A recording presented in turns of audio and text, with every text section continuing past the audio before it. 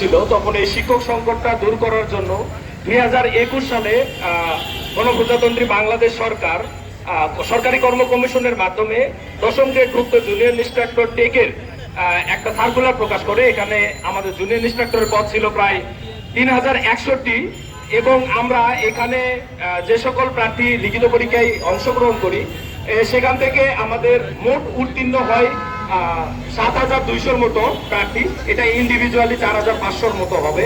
সুতরাং এই যে বিশাল একটা নিয়োগ বিজ্ঞপ্তি যেটা শিক্ষক সংকট পূরণ করার জন্য দিয়েছিল, সেটা 2021 সাল থেকে 2024 সাল পর্যন্ত চলছে।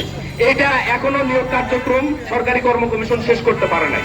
সরকারি কর্ম কমিশন এই নিয়োগ কার্যক্রম শেষ করতে না পারায় আমরাও সেটা ধারাবাহিকতায় এখন পর্যন্ত চাকরি পরীক্ষাটা দিয়ে সকল ধাপ একেবারে সুষ্ঠুভাবে সম্পন্ন করে বেকার আছে। একটা চাকরির পাওয়া একটা বেকারের বেকারত্ব ঘুচিয়ে দেওয়ার অন্যতম কারণ। এখন আমি চাকরির পরীক্ষায় অংশগ্রহণ করলাম, চাকরির পরীক্ষার সবকিছু ধাপ আমি টোটালি সুন্দরভাবে সলভ করলাম। আমার ভাইবা পরীক্ষা হয়ে গেছে 27 মে।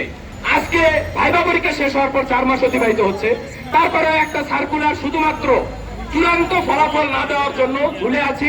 আমরা এই যে 4500 মানুষ এখনো বেকার।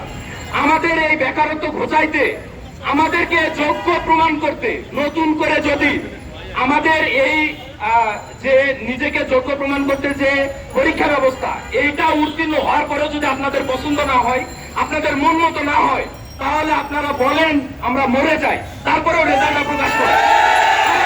আমাদের মৃত্যুর পর রেজাল্টটা প্রকাশ করেন। আমাদের পরিবারটা অন্তত পক্ষে দেখুক যে আমরা এই নিয়োগে যোগ্য ছিলাম, আমরা এখানে আসার মতো প্রিপেয়ার ছিলাম, যার কারণে আমরা সরকার থেকে নির্ধারিত সকল নিয়োগের ধাপ সম্পূর্ণ করে আজকে এসে এই জায়গায় পৌঁছে যে বেকারত্বের জায়গায় পিষ্ট হচ্ছি, আমাদের পিঠ দেয়ালে ঠেকে গেছে। আমাদের সার্কুলার বন্ধ হয়ে গেছে, ইতিমধ্যে সরকার পরিবর্তন হয়ে গেছে। সরকার পরিবর্তন হয়ে যাওয়ার জন্য বাংলাদেশের যে একটা সাংবিধানিক প্রতিষ্ঠান সরকারি কর্ম কমিশন, সেটা স্থবির হয়ে গেছে।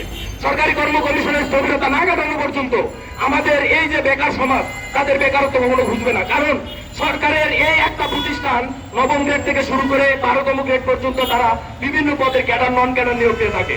আমাদের এই দশম গ্রেডে জুনিয়র ইন্সট্রাক্টর টেকের নিয়োগটা সরকারি কর্ম কমিশনের আন্ডারে চলছে। আমরা চাই বর্তমান অন্তর্বর্তীকালীন সরকার ডক্টর মোহাম্মদ ইউনূস স্যারের একটা ক্লিয়ার স্পষ্ট নির্দেশনা সরকারি কর্ম কমিশনের প্রতি আসবে।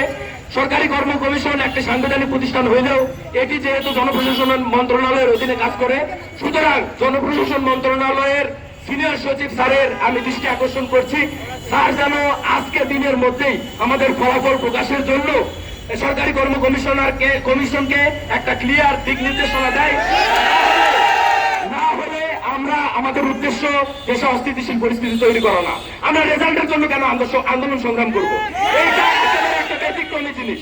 আপনারা আমাদেরকে ঝুলিয়ে রাখছেন জন্য আমাদেরকে রাজপথে নামতে হচ্ছে। আপনারা দয়া করে আমাদেরকে আর ঝুলাবেন না।